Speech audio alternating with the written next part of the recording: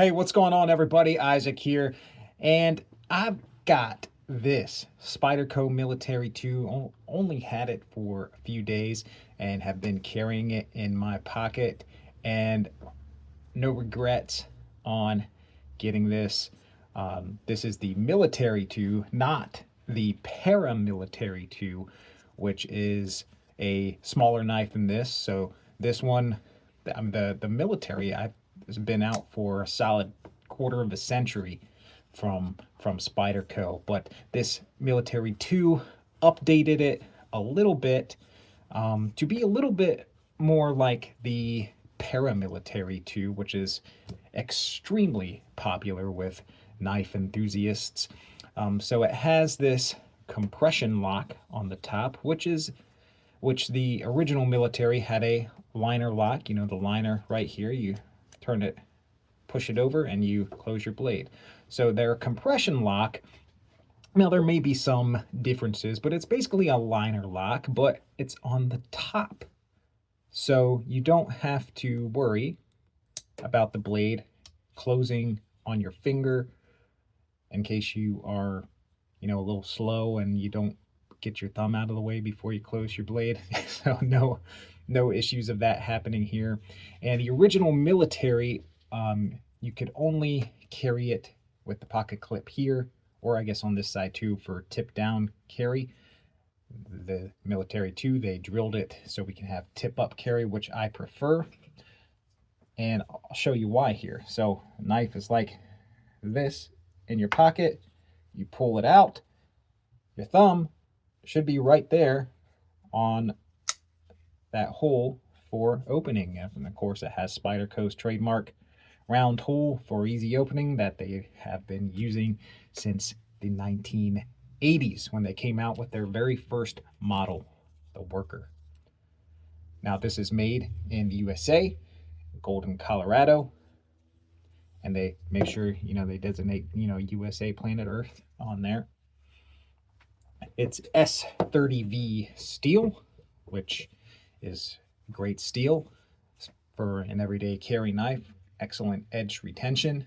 Now, doesn't have super great toughness, but it is a folding knife, and in my opinion, and I've said it in some videos before, a folding knife doesn't necessarily need a super tough steel because a folding knife is only as tough as the lock. So 3V steels and folding knives it's just not necessary. You can have just as good or better edge retention and steels in your folding knife. Now, what sets this apart from other folding knives in its size is the weight of this knife. It is very lightweight for a full-size folding knife like this. This is a 4-inch blade, so probably about at least a 5.25-inch handle, maybe 5.5-inch, and it only weighs like 4 ounces. So 4.3 ounces to be exact. I just had to check to get that exact weight according to online specs. Anyway, I haven't put it on my own scale, but 4.3 ounces. Other knives of this size, I would say you're minimally at 5 ounces to 6 ounces for a knife this size, and upwards and onwards from there. So, I mean, this is a big knife. Let's look at it here. Let's just compare it to a K-bar. It's it's a big folding knife. K-bar is a 7-inch blade, foot-long overall length knife. So now I'd say there's plenty of handle space. Definitely for me, hold it like that, and they have this choil here where you can move up here for fine tasks, and look how much room I have when I do that. So it's a big handle. It's a long knife, so if you don't, not everybody likes knives this big. That's why they have the Paramilitary 2 and the Para 3. But I like a larger folding knife. Now, there's nothing wrong with the Para 2. I had one, Paramilitary 2. I had one of those before. It's perfectly, got normal size knife. Para 3 is too small for me. Sub 3-inch blades, I don't like them. Won't buy them. So, Para 2, I had one in this same coloring with the Digicamo and black blade, but was able to get this. Did a trade with a guy online. Got this brand new, never used, and it came with a fantastic edge, shaven sharp.